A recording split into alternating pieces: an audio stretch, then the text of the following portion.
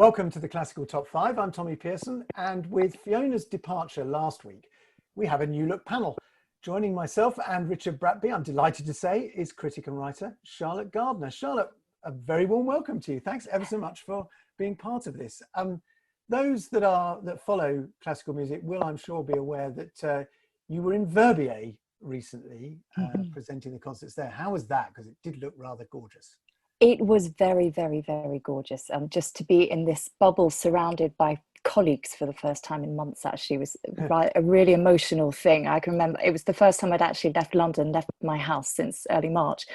And suddenly I was standing surrounded by the mountains, by this team that I know and love. And it was very moving. And also seeing the way all the musicians had sent these little love letters to us in the form of exclusive performances, and just really, really moving ones, some of them. And seeing Joshua Bell and Danny Trifonov performing together for the first time from lockdown in New York, there was so much to love. And so it was a really funny thing, because this never would have happened without COVID. So it was at least something positive thing that we could draw from it, much as it's very, very weird being in Verbier, literally ghost town at the moment.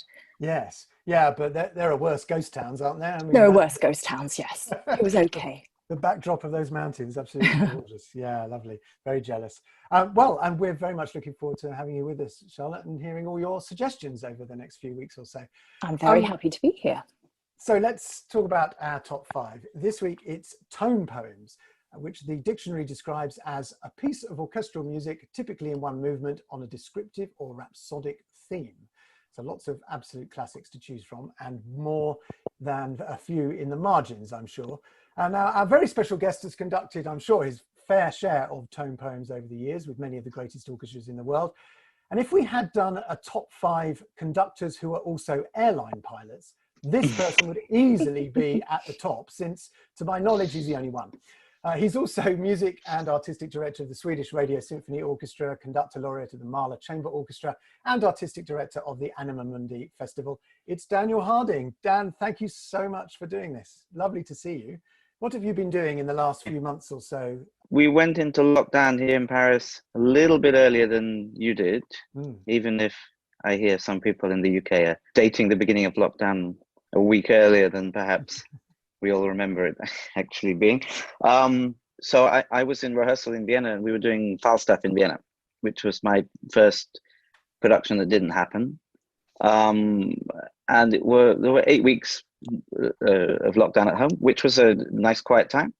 And since then, I've conducted quite a lot. In fact, I've done 5 weeks of concerts since the end of lockdown. So partly that's because it's another one of the great advantages of being music director of a Swedish orchestra.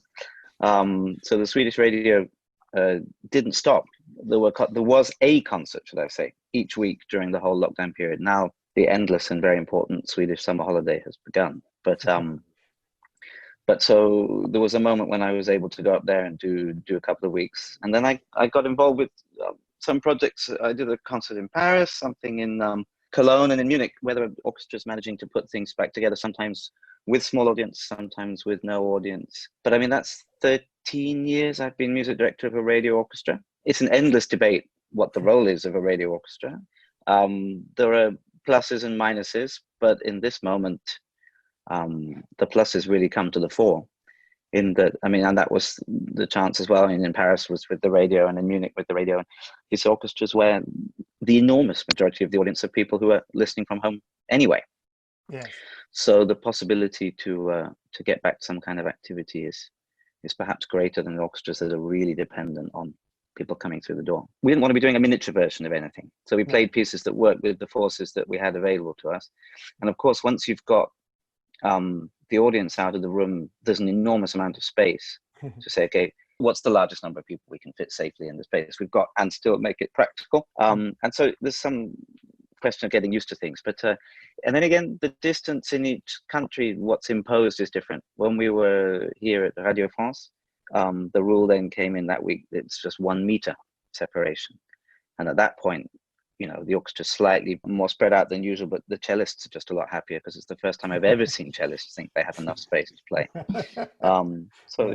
So I asked you to pick 5 tone poems, I'm wondering whether we expand it a little bit, if indeed it is an expansion. Symphonic poems as well, I think it'd be fair to say, are included here. How did you find picking these? Did you have a criteria attached? I think I've got more questions than answers. And then I started seeing all these messages, replies to your posts on social media, and then of course that distracted me enormously. I listened to Bax's Tintagel for the first time in my life this morning. So thank you to whoever brought that into my listening experience. But I'm trying to figure out what excludes any music from being a tone poem, and I think until we've answered that question. I think the dictionary quote that I gave at the beginning sort of says it in compact form, doesn't it? It's if it's got a narrative, but also maybe if it's an evocation of a place or a part, so literature or poem or something like that, I suppose. But I'm not convinced there's very much music that isn't somehow narrative. I enjoyed the kind of the challenge of this, and I think that late Stravinsky, he really claiming to be writing completely absolute music, but whether that's really true or not, I don't know. I mean, are we saying that music that's written before anyone came up with the expression tone poem can't be a tone poem? I don't know. Isn't it just it's a term that comes up to explain something that already exists? But I do think it's a healthy debate. But that said, the first piece that comes to mind for me, because it's something I conducted recently, and I think that it's a piece of extraordinary power, is the Strauss Alpine Symphony. And I know from looking at your Twitter feed, I'm not the only one to have mentioned it, but there you go. There's undoubtedly a tone poem, and yet he calls it a symphony. So I'm not sure if that's allowed. Because obviously it's one of those great narrative works, isn't it, where one can almost literally follow the action as you're going along in the piece, which of course happens so much in Strauss's music. So why pick on the Alpine particularly? Well, also partly to be provocative, because I don't think that any of that stuff is really what it's about. So Strauss had this extraordinary facility for depicting something in music which is kind of impossible to miss what he's describing. So there's something incredibly literal and pictorial in his writing. Now obviously cowbells can be a bit of a giveaway, but even the way he describes, or the way he portrays the kind of sheets of rain as they cloud your vision at the beginning of the storm, or the depictions of the flowers on the meadow, or whatever it is. I mean, there's this. I mean, didn't he say famously, "If you want me to compose a spoon, I can." Something. I mean, there's this phenomenal ability to create any image he wants, and yet this criticism of the Alpine Symphony is kind of, picture postcard. I think is misplaced, because certainly with Heldenleben, I think it's probably the same with Don Quixote, but I'm reluctant to talk about the piece that I haven't conducted. You've got, in the Alpine Symphony, you've got kind of 80% of the piece, which is incredibly, it's impressive and attractive, and at times very touching, and sometimes very surprising. And the wonderful thing of arriving on, there's incredible C major moments with the full orchestra, which are the power and the beauty of nature. But actually, when you arrive on the peak, what he writes is for freezing cold tremolo strings and a single oboe. And the moment of arriving at the most impressive place is the moment where the protagonist feels the most alone and the most small. So this great feeling of humility in front of what they're witnessing and experiencing. But as I say, 80% of the piece is this, and then the last few minutes seems to be, for me, what it's all about. And it's the same in Heldenleben. This thing that he's, for me, the great composer of the epilogue, and that you can discuss the depth or the importance of all the stuff that he uses to draw you in and uses to prepare it. But in the end, all of that is to get you into a certain place, when he then starts to talk about what's the cumulative effect, what's the sum of all of these experiences. and his ability to write sunset and night, and by that I don't mean pictorially, but I mean his ability to describe what one imagines is the kind of the feeling of looking back over a lifetime. I think there are very few people who can write music of that particular kind of culminatory and reflective music is quite exceptional in Richard Strauss. I would imagine. Is there any more Strauss with everyone else? I mean, I had Till Eulenspiegel because I love Till Eulenspiegel, and it's just such a great entertainment as a piece. Charlotte, let's come to you. Any Strauss in your list? No, actually, Strauss is a composer I admire but can't really get alongside. So there's no question that I can't fail to be wowed by Till Eulenspiegel or Don Juan in a concert, or Ein Heldenleben. And yet, when it comes to the crunch, it's not music I put on to relax to at home.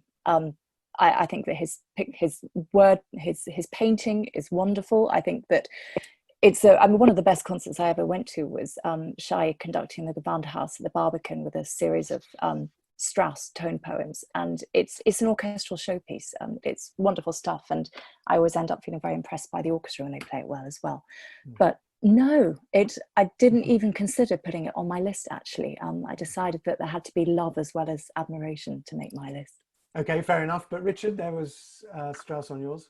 Oh gosh, well, I just, yeah, I mean, where do you start with it? I mean, I'm the opposite there of what Charlotte says. I think it's absolutely music I put on to listen to for pleasure and for emotion.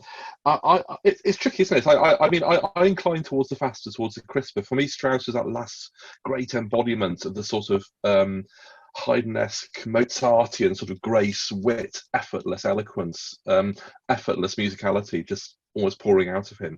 And I mean, I absolutely take on board what Daniel said about these glorious endings. I mean, the endings are no one does them quite so arrestingly. I mean, everyone talks about Don Juan. Everyone thinks about the beginning of Don Juan, that sort of, Fabergé Brut smelling, rocketing explosion of sort of brilliant masculinity, masculine, youthful verve.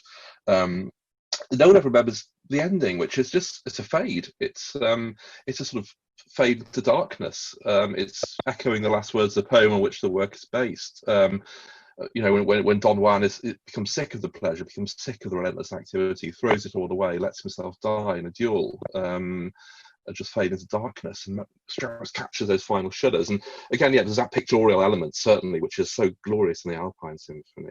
I still remember the first time I heard the waterfall sequence in the Alpine Symphony. I just could not work out how a symphony orchestra was making those sounds, and musical instruments could create those sonorities, and it's absolutely fascinating.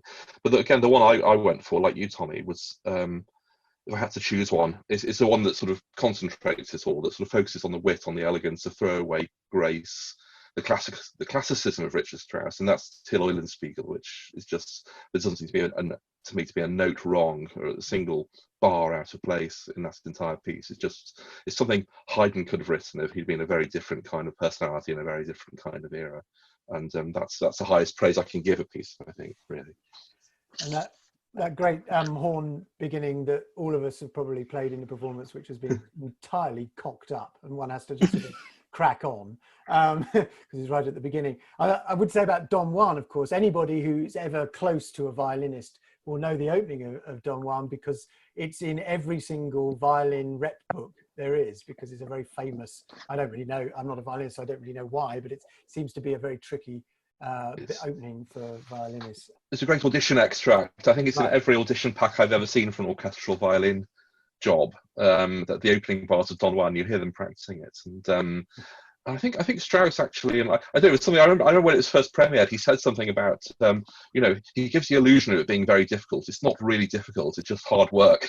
Not being a violinist, I wouldn't care to speak to that. Having said what I said about Strauss, I do completely agree with you about the end of Don Juan. I think it's absolutely incredible. I mean, the blood trickling out of him as the sword meets its mark. I mean, you don't get better than that in terms of tone poem composition, I will admit that. I think pretty much all of Strauss's tone poems have been mentioned on Twitter or Facebook today. when I put the word out to get everybody. Has anyone come up with the Japanische Fest music, which is probably the worst piece Strauss ever wrote, and which was the response to the same commissioner that produced Britain's Symphonia del Requiem, but except they actually liked it. The Japanese actually liked it. Well, I wondered whether anyone would choose Alzo Sprach, Zarathustra, because when Richard's talking about pieces where you think of the beginning, rather than thinking of the end, that's the obvious one, isn't it? And isn't a piece of music, in a sense, it's all about the end. The beginning is simply where you start from, and that's the genius thing with Strauss. Whichever way he begins the piece, it's all about getting you where he wants you to be for the end. And so if we're all agreed that the endings are amazing, I don't think we should spend too much time criticizing the beginning, because it clearly works for a composer who is, and I mean this with great love and admiration, but a composer whose kind of confidence and arrogance is so palpable so often. But Zarathustra is another one of those endings where again all of that gets put aside in the service of the questions and the uncertainty and the intellectual humility. And so I think you see that passage in a lot of his pieces from his weaknesses, which he kind of assumes, through to something much more fascinating at the end. And he knew where he was going when he started, so it's all perfectly set up. Charlotte, you didn't choose Strauss, but what did you choose? Oh gosh, okay, what should I go for first? Britain's Sea interludes, plus the Passacaglia as well from Peter Grimes. And I was should I let this through? This is the oh yeah, I know, but yes, Passacaglia, you should. It's going to be a short podcast if you don't. Yeah, quite. I was toying between this and Debussy's La Mer. I thought I couldn't pick them both. I have to pick between them, and I went for the Britain in the end, because when I was trying to work out what it was about me that sort of made my own criteria, there's so much about the sea. Whenever you're looking at tone poems, so many composers are writing about the sea. And Debussy, there are links with the Debussy and the Britain, but what I liked about Britain was the absolute sense of place. So at the beginning of Dawn, when you get that roll of the underbelly of the sea with the timpani and the brass, it could be Debussy's La Mer if you haven't had the bars beforehand with those high-pitched flutes and the violins. And it just places you absolutely on the beach at Aldborough, and on a very bleak January day in Aldborough.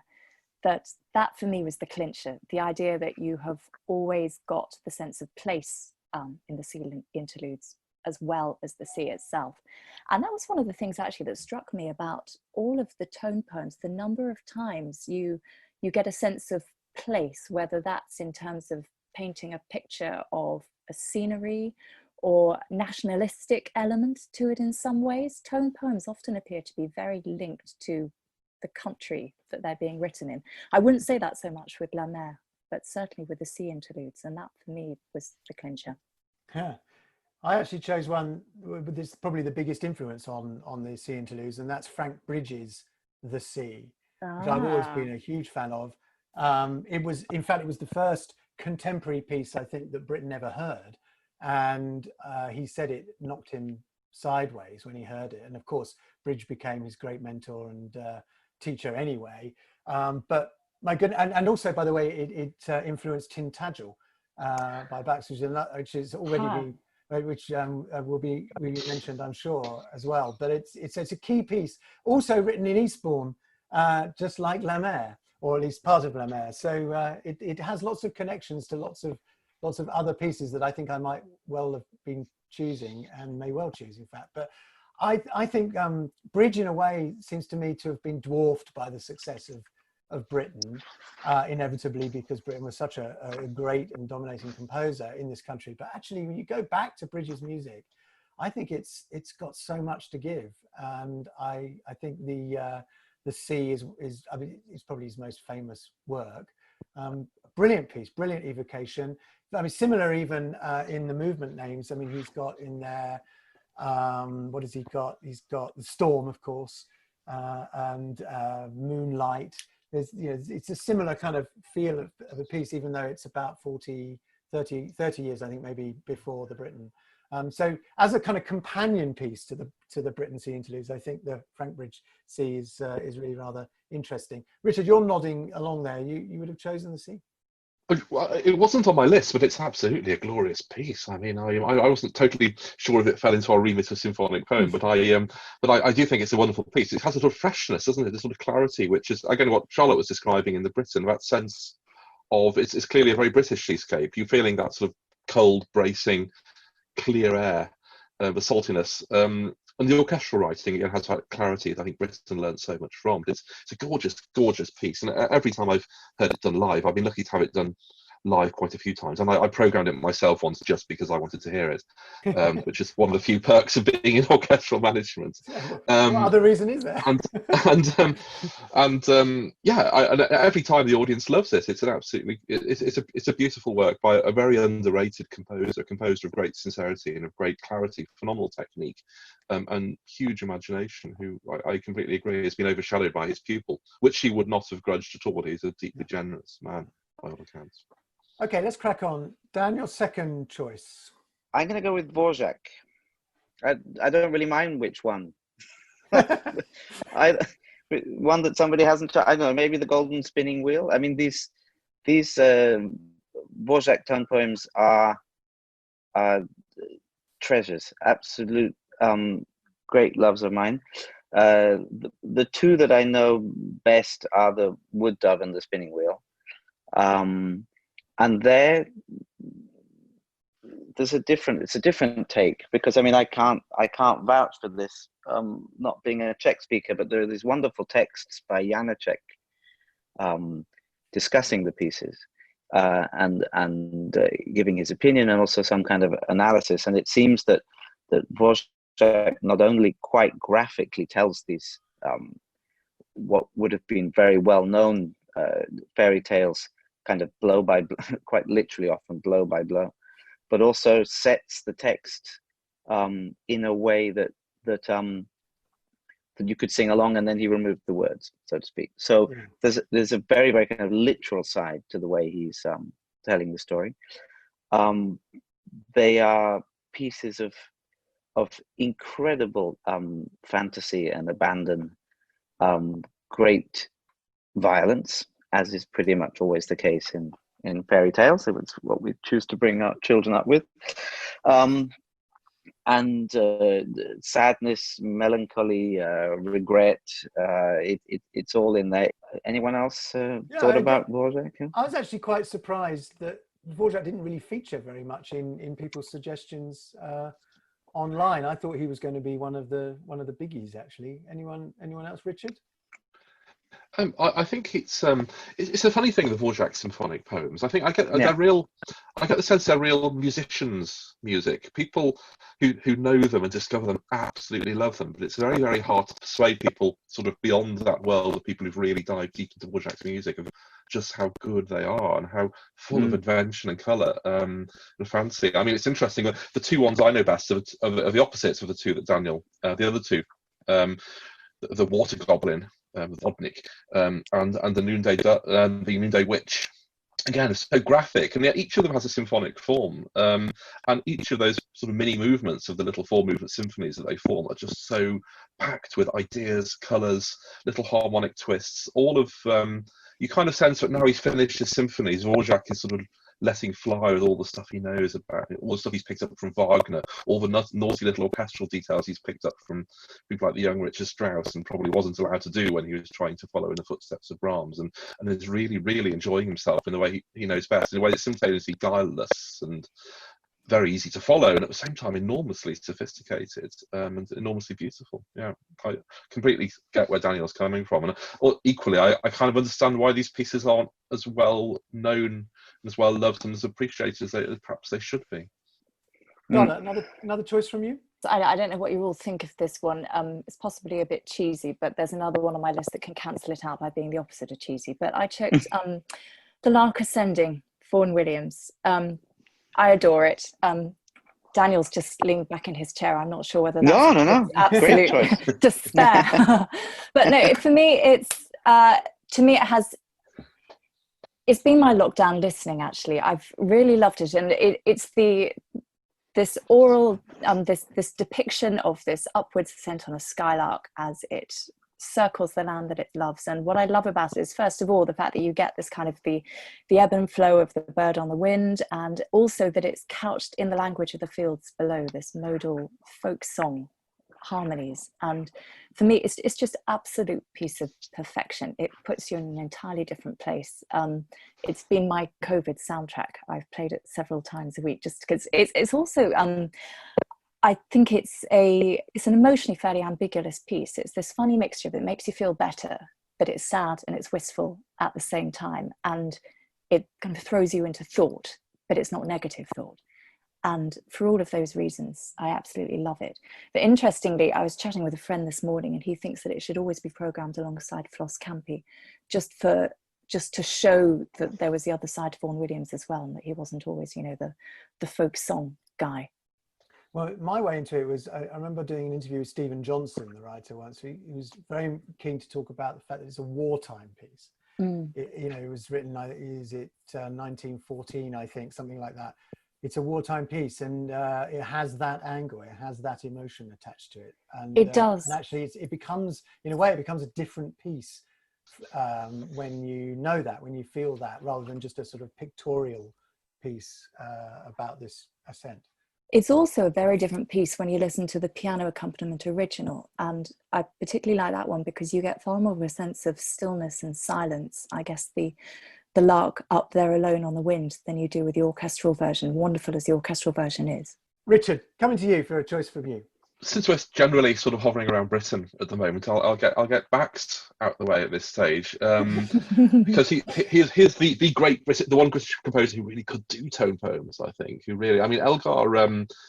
He called them overtures for pieces. Elgar's. I kind of tend to respect that, really. Though everyone says that In the South is a tone poem, that Cocaine is a tone poem. I kind of respect the fact that Elgar called them overtures. Has something quite specific in mind, quite a specific tradition in mind. But Bach's so-called brazen romantic spent his early days pretending to be Irish, even though he came from Streatham, and sort of immersing himself in this kind of fantastical late romantic sort of Celtic twilight world. And there was several of his tone poems to choose from. Tintagel is probably the one everyone knows best and certainly gets praised the most. And I think it's a fantastic piece, and it has this sort of virtue of enormous clarity, of thematic clarity, it's perhaps the easiest to follow.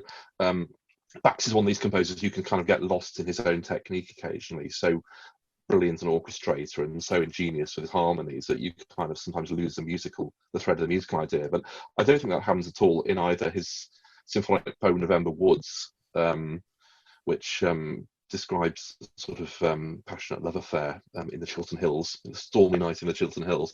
And the one I went to choose, though, is one called The Garden of Fand, which I think he called it the last of his sort of Irish pieces, but really it's a sort of idea, it's another seascape, and it's another very distinctive seascape, like the Britain and the Bridge that we've already discussed, and like La Mer. It's an enormous sense of place. It's very much a seascape of the Atlantic approaches. It's wilder than perhaps Britain's or Bridges, certainly even more than Debussy's. It's got this kind of rawness about it.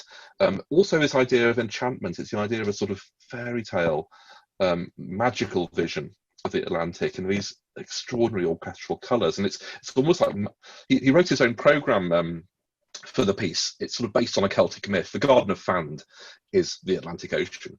And supposedly there is an eternal sort of fairy party going on underneath the waves. All kinds of raunchy and dangerous things are going on, but are simultaneously desirable and dangerous to us mere mortals.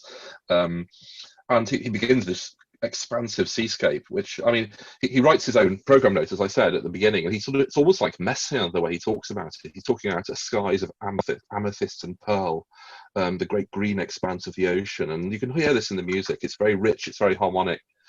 harmonically advanced. The orchestration gives Strauss a run for his money and then some.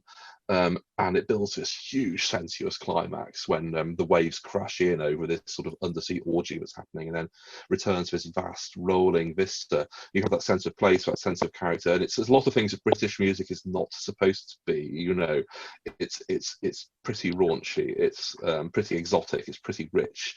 It's not, as Algar said, you know, just all painted white. It is, you know, it's just absolute heart on sleeve luscious stuff, and it's just a great showpiece for an orchestra as well. I mean, I programmed it because I thought it was the only chance I'd ever have to hear it live, and again, everyone in the audience was just enthusing, absolutely raving over it afterwards. I think it's the first time it's ever been performed in a CBSO program, though it wasn't the CBSO who played it, but Tintagel is one of those pieces, I think, as well, that the people are surprised by. If they don't know it, they hear it and they go, oh, what was that? That was interesting. I'm dying to know whether Daniel thought that, having only heard it the first time this morning. I really enjoyed the beginning.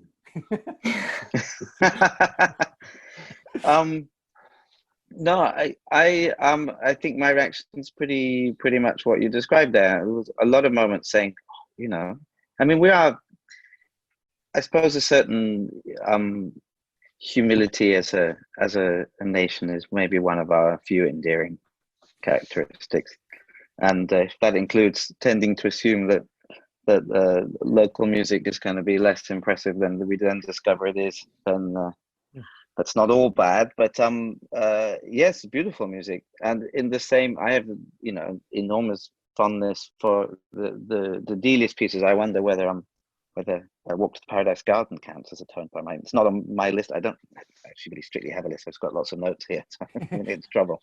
If you look at that, Chandos, for example, done I think 2 volumes of Bach's tone poems. He was definitely a major tone poem producer. La Mer's been mentioned a couple of times. I do need to mention La Mer because I think that's actually probably my #1 symphonic poem, really.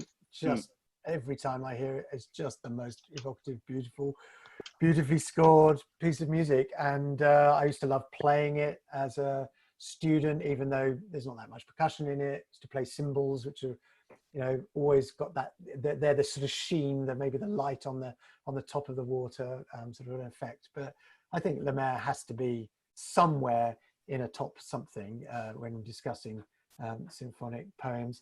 The other composers, by the way, Sibelius is another major composer that so many people mention on social media. Dan, have you got any Sibelius in? You're a big Sibelius man. Have you got any Sibelius on your list?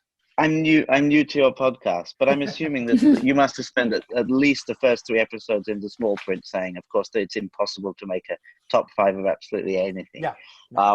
So I enjoyed the challenge, and you know, whether it's Finlandia or Tapiola, or when I played in the National Youth Orchestra, we did a prom with Mark Elder, which must have been kind of 1988 or something. And the second half of the concert was the third act of the Valkyrie, and the first half was these 3 Sibelius tone poems: Popula's Daughter, The Bard, and the Oceanides. And I see it in the comments on social media, and we're all the same. Any piece you played in the National Youth Orchestra becomes one of your favorite pieces. Absolutely right. That is so true. So those 3 Sibelius pieces, plus Finlandia, which weirdly I was very late to discover. I never knew Finlandia until we had the artistic director of our orchestra in Stockholm, who is Swedish Finnish, and he took his retirement, and we played it as a kind of farewell. So this piece is absolutely unbelievable. So how could you not know Finlandia? Yeah. But you know, we all have our blind spots. But going back to National Youth Orchestra pieces, so because if I look at the other things on my list, I'm going to get into trouble for almost all of them. But I've got one which I think you'll let me get away with, which I haven't heard in years, and I don't think I could sing a note of it. But my choice to put it there is because of the importance it had for me in my decision to become a musician. So it's a piece that I discovered, I think, playing actually in local youth orchestra back in Oxford. But I enjoyed it so much that I could almost consider it kind of life-changing for me.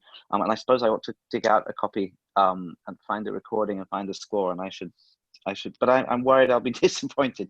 But The Land of the Mountain and the Flood by Hamish McCann. Now, if you're talking about people digging out geeky pieces that are unexpected, I hope that I can be on some roll of honor there. There was definitely a time when that was played in youth orchestras all the time. It's funny how pieces pop up and are played in youth orchestras for ages and then almost completely disappear and something else comes along. That's definitely one of them. Yeah. But it's a good one, isn't it? And there was a recording with the Halle Orchestra. I got a copy because my uncle was principal viola in the Halle from Barbarolli's time and right through until the beginning of the Nagano years. And he had a copy of this LP at home in Manchester. And discovering that recording, having known the piece from playing in the orchestra, was, again, a very, very big moment for me. That's a great choice. And it is definitely one of those pieces where if I hear it, I think, oh, that's a youth orchestra piece. I think the same, by the way, about Walk to Paradise Garden. We used to play that all the time as well. Not the most thrilling thing to rehearse, really, especially when you're at the Timps, but definitely a youth orchestra piece as well. Charlotte, another choice from you? I'm going to go for Anna Klein's Night Ferry. I think this is a stunning piece of music, and I didn't ever talk about the Passacaglia from Peter Grimes, but this, of course, is a psychological unraveling with this high viola, and then this gradually it builds and builds, and disaster happens. And of course, that's what the Night Ferry is all about. It's about this dark, turbulent, psychological unraveling, this pounding ostinato. You really get the kind of the bass welly. It was of the orchestra. It was composed for the Chicago Symphony Orchestra. And I love the fact that in that, it really does honor the sheer strength of that orchestra. It's a beast of a piece. And yet at the same time, all these wonderful little solo bits to honor particular instrumentalists that she knew. So that for me is, I think it's a wonderful melding of psychology and natural tone poem. Is it just, you mentioning Anna Klein, because actually it occurs to me that quite a lot of and the new generation of composers, if we can call them that really, narrative structure is actually quite popular in pieces, isn't it? Or at least the inspiration of a poem or some writing or a photograph even, or a painting. Well, yeah, and Anna actually she painted herself to come up with the Night Ferry. She did all sorts of swirling drawings and things, and she had Samuel Coleridge Taylor's the Ancient Mariner as well. So there was so many different influences coming into that one. But you see, this is where we get into, it's all Daniel's fault for saying at the beginning, really, that almost every single piece ever written qualifies for this one. I stand right by that, Tommy. Yeah, no, I get it. And anyway, I probably, if I hadn't chosen it for a previous edition, I probably would have chosen George Benjamin's At First Light, because that's a piece that very much, pictorial in music of a Turner painting. One of the best of all, I think, and a real masterpiece. But I don't know, I'm trying to be a little bit more strict with myself with the whole tone poem thing. But anyway, let's Richard, another choice from you. Well, I sort of, this whole question of the definition of a tone poem, when we started talking about this, I just thought, well, I've got to put some parameters down somewhere. So I dived into history books, and of course, I think it's generally reckoned we started with a list. Yeah. He coined the term first. I mean, there's a piece that Stanislav Frank was writing before that, but never got published, which kind of just pips it to the post, maybe. But anyway, and Liszt kind of has vanished from the repertoire, hasn't he? All those tone poems, which are all big popular classics, real concert war horses before the Second World War, you get the impression. I mean, who hears them now? Who hears Tasso or Mazeppa or Prometheus? I think the one piece that still is in the repertoire is Les Preludes, which I must say always strikes me as being the most interesting, most inventive of the pieces. But sort of moving on from Liszt, I was trying to think which are the earliest tone poems that are still really in the repertoire that really do make an impact. And it was Smetana's Ma Vlast was the piece that came to mind, which is not just a tone poem, but a cycle of them, a whole shocking great suite of the things, which, could have also written the planets without that example, or Respighi have written his Roman trilogies, without this idea that you could create this almost huge symphonic structure, a structure almost bigger than a symphony, out of its collection of sort of narrative images. And of course, everyone knows Vltava, the river. It's such a easily, I mean, if you wanted to illustrate the concept of what a tone poem was and how it works in a classroom, you could hardly do better than that piece. But then the rest of the cycle is just so fascinating. I mean, towards the end, when you're sort of dealing with real sort of great epic statements, I think you really need to do a Czech conductor and a Czech orchestra to really make sense of those. I think certainly the earlier 4 or so works in the cycle, beginning with the sort of evocation of Vyšehrad, the fortress in Prague at the beginning. Bohemia's Woods and Meadows, this sort of passionate medieval tragedy of Sarka. Just terrifically vivid, terrifically colourful pieces, which clearly do still speak to a wide audience. I encountered them with Libor Pešek and the Liverpool Philharmonic back in the 80s. He was sort of really bringing huge amounts of Czech repertoire to Liverpool, and they were doing it so well they actually got asked to go and play it at the Prague Spring Festival. Yeah, when these pieces are played with conviction, they have all that colour, all that imagination, all that strength, all that originality. I mean, there's probably Smetana. We've spoken before about Smetana's string quartet, which is also programmatic works. But these sort of this sort of cycle of tone poems, not just Vltava. I mean, it just always impressed me and always moved me, actually. I mean, I think there's something about that opening. You just have the 2 harps with sort of bards summoning up the story, beginning this great narrative, the horns of this chorale, which will reappear throughout the cycle at crucial moments. And it's sort of a real vision of maybe it's the first of the great late romantic orchestral blockbusters, these really large supersized works that sort of stride across the end of the 19th and early 20th centuries, throwing the cue to Mahler, to Richard Strauss, but you could do something on that scale, on that, and again, it's a moving away from symphonic form. You can't. It's going beyond what you can simply do with 4 classical movements, and it's that narrative element that has released that, I think. So Dan, I wanted to ask you about performing or maybe preparing, rehearsing pieces that have strong narrative form. In my other podcast where I talk to session musicians about playing film music, some of them say that they quite like to know what the scene is that the music they're playing is for, and others really don't care. They just play the music that's in front of them and thank you very much. I wonder, do you ever talk to the musicians about the story or the particular scene setting of a particular moment to the musicians? Is that something you only do with youth orchestras, or what? I mean, is it important for them to know the story? Because quite often you'll be playing music that the musicians haven't played before, so there's every chance they don't know the story. How important is it? I think it's incredibly important. And as you know from what I said at the beginning, I mean, I think basically we're always telling a story, and the question is only to what extent the composer has chosen to hide what that story is.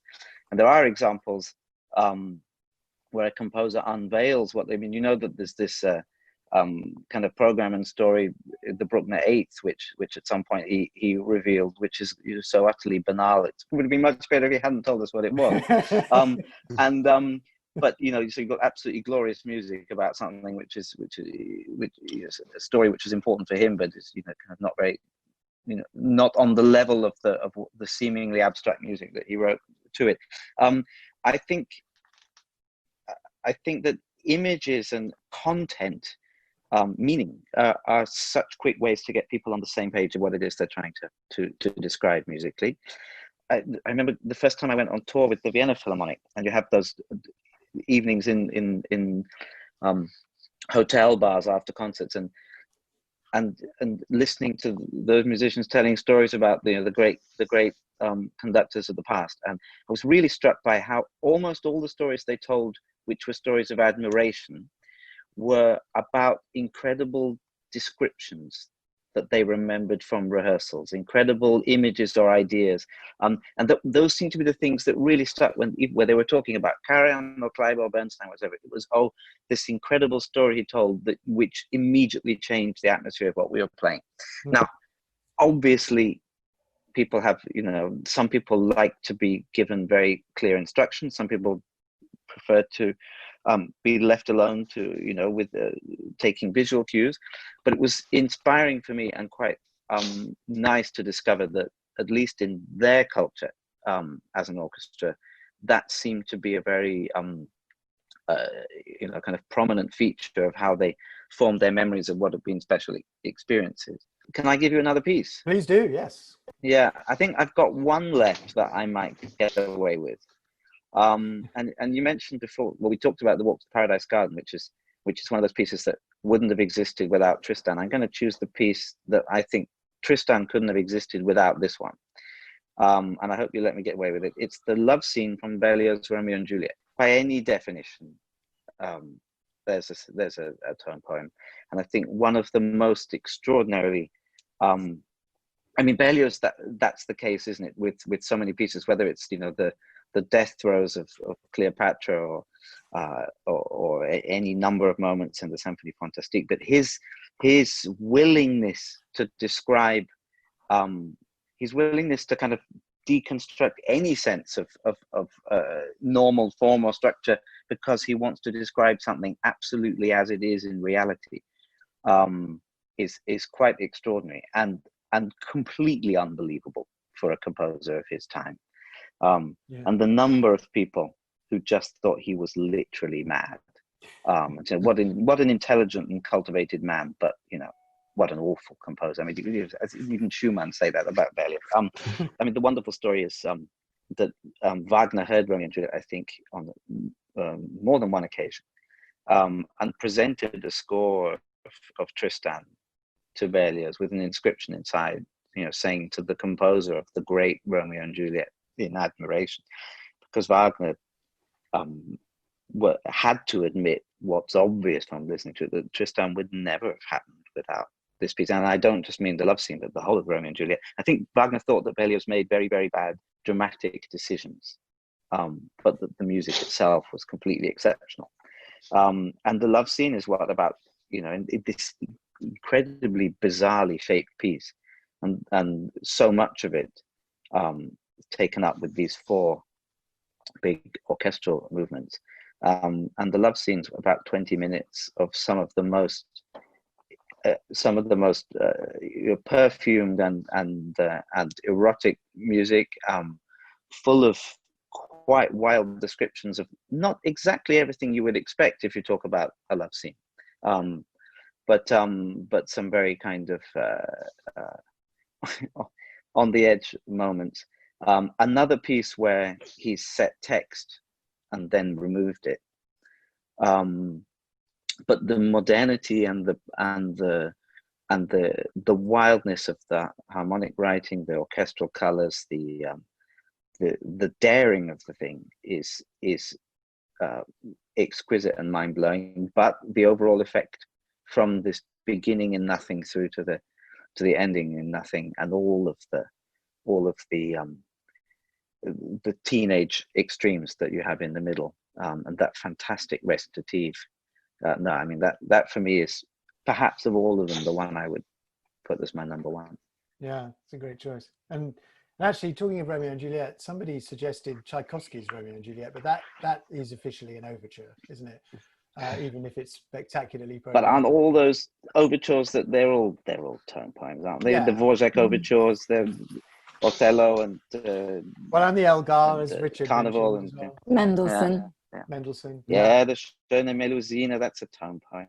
Some of the others that were mentioned, interesting title. Isle of the Dead, Rachmaninoff was mentioned a few times. American in Paris, Gershwin. Yeah. There you go. Nice. And I have to say, just coming back to Strauss again, Death and Transfiguration does get mentioned a lot. What else gets mentioned? There's a lot of Sibelius being mentioned here. A lot of arguments going on about which one, but as far as I can tell, every single one of his is mentioned at some point by somebody. Right, let's go to Charlotte again, another choice from you.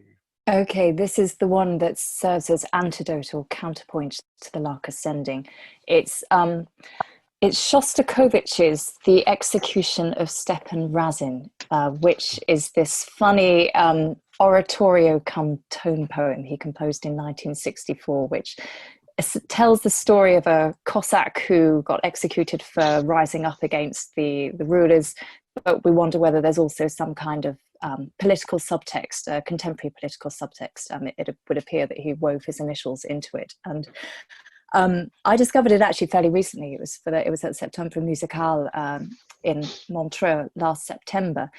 It wasn't that I found it then, but I had just come back from Septembre Musicale and I'd heard Gergiev conducting The Rite of Spring and Rastakov's various bits from his opera Eclipse, which was all quite violent Russian stuff. And then I come back to a commission for some program notes for this Shostakovich piece. So I was just in the mood of violent Russian misery. And I just absolutely loved it. It's in this steel rush. It's this pounding ostinato. It's violent. You get the death at the end. It's a blow-by-blow account. More psychological angst. And my husband walked in and said, "What the hell are you listening to? This is absolutely horrible." But I was just obsessed with it. I listened to it over and over and over. And I think it was just the violence, and it was the rhythm, the rhythmic drive to it, and this unstable bass line showing this unstable personality. And yeah, does anybody else even know it? No, I have to admit, I wasn't expecting Shostakovich to come up in this discussion of tone poems. But it was one that, yeah, I wasn't expecting it to come into my list, and then it just forced itself on me. I couldn't stop myself. Dan, I must tell you, one of the commenters on my Facebook page, he says, Christian Thompson says, "Ask Dan about Berwald tone poems, but don't tell him it came from me." What does he mean by that? And have I been too mean to tell you this? No, he's going to be in trouble. There are indeed Berwald tone poems, and we played one. We did a nice program. It's titled in German, "The Memories of the Norwegian Alps," and we played that in a wonderful program together with the Alpine Symphony and the other great Alpine piece. We made an orchestral suite from Schumann's Manfred, and I wondered about trying to squeeze some of Schumann Manfred in, because for me, no conversation without Schumann is complete. But anyway, yes, thank you, Christian. Thank you for putting me on the spot. Another one that was mentioned a few times was Janacek's Taras Bulba, which I agree, fabulous piece. I have a memory of Taras Bulba because it literally put my back out for a year, that piece, because I play Janacek timpani parts are often very high. They've often got a large number of timpani, and often very high, so you're quite twisting around as a player. And I played Taras Bulba with the Kensington Symphony Orchestra, and I couldn't walk afterwards, and indeed couldn't walk for a couple of months afterwards very well, and had to have an operation and everything. I'm fine now, but it was really it was the last thing that I did to my back before I we're all sitting here smiling at this story, Tommy. I'm not quite sure why. It was actually really, really painful. But what a piece, and a great part. But yeah, that was mentioned a few times.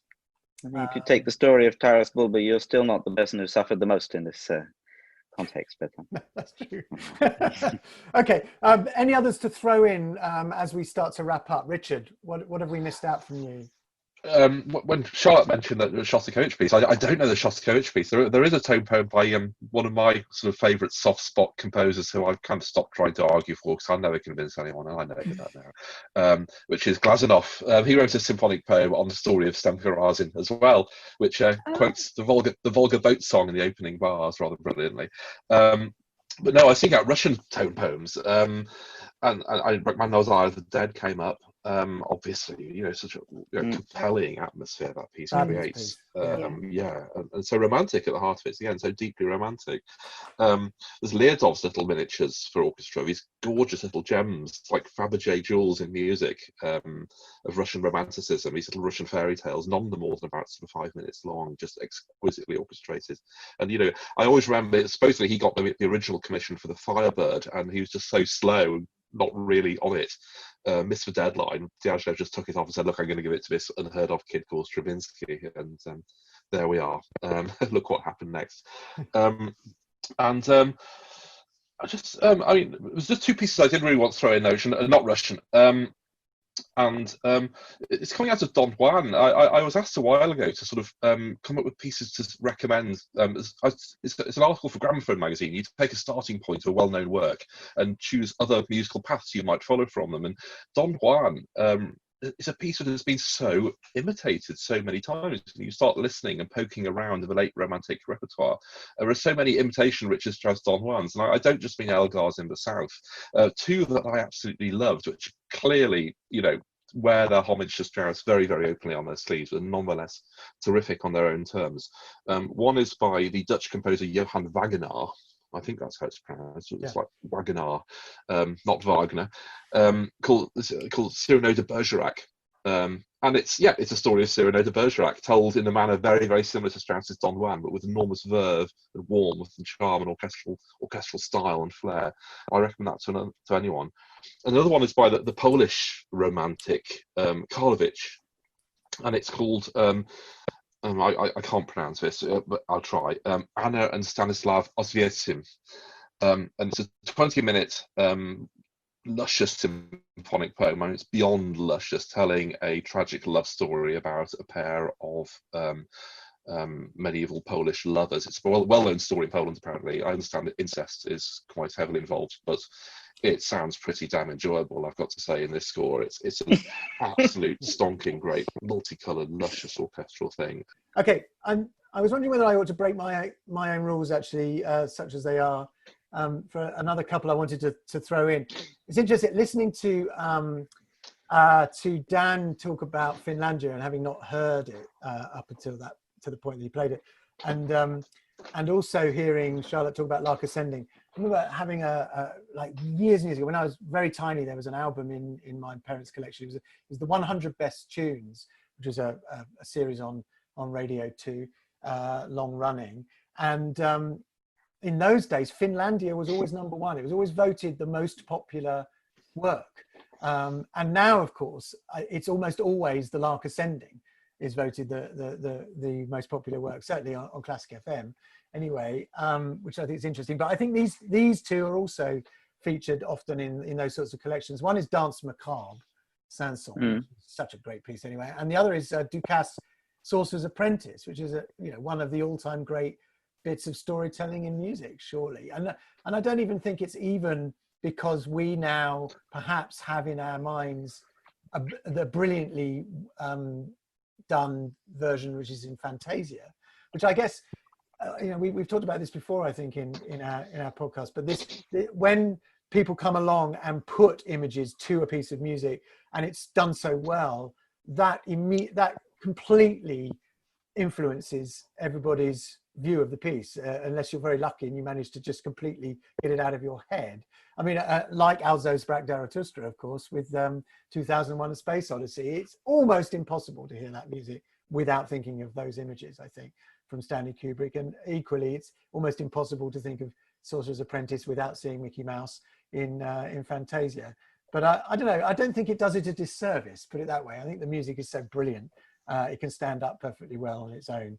But I think it's a really nice marriage of music and images anyway. So I throw those two pieces in as well. Any others that we need to throw in that we that we'll get told off for if we don't? Daniel? I want to throw in some that I'm going to get not told off for leaving out. I'm going to get told off for throwing in. I think that's what I am. Really to provoke. But the first one I think is less provocative, and I think it probably should be my last choice in a sense, which is the Alban Berg Lyric Suite. Now, originally, of course, there's a string quartet, but I got the feeling perhaps we should be talking about orchestral things if we're talking about tone poems. I don't know. Yes. But Berg made a string orchestra version of 3 movements, and there you have. We know then, because later on, all of his incredibly detailed notes about what's happening in the piece and what the reasons are for the compositional process, discovered later on. And he's describing a secret love affair.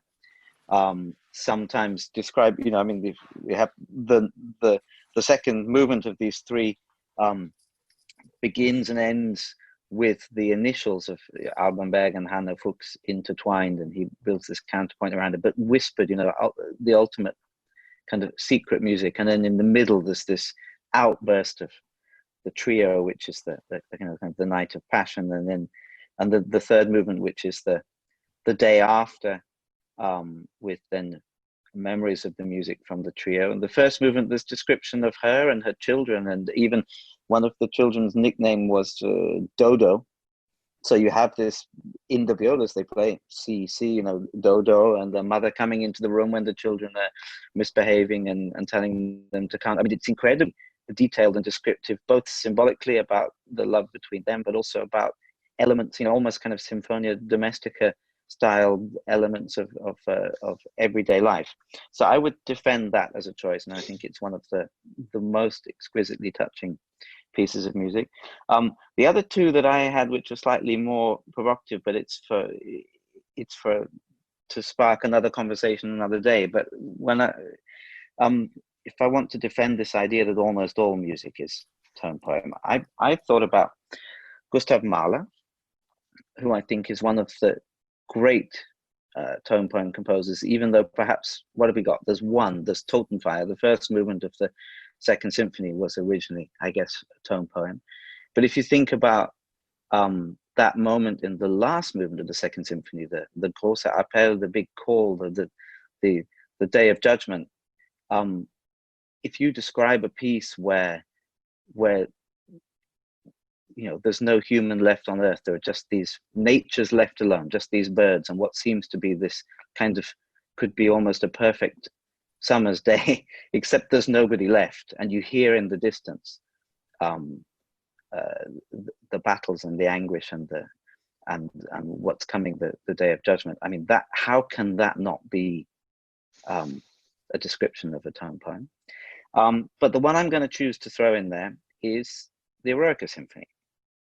Okay. I think it's nice to have something which is written before anybody came up with tone poem. And I will simply say, when a composer writes a funeral march, the second movement of the Eroica Symphony is a funeral march, and you tell me that it's impossible, there's no way someone can listen to this and not visualize what's happening in the music. I mean, it's absolutely there to be visualized. It is, in that sense, of a whether it's a moment, whether it's a scene in the cathedral, whether it's simply the atmosphere and the emotion of what that is, but it is so leading and so deliberate and so impossible not to see in your mind's eye when you hear it.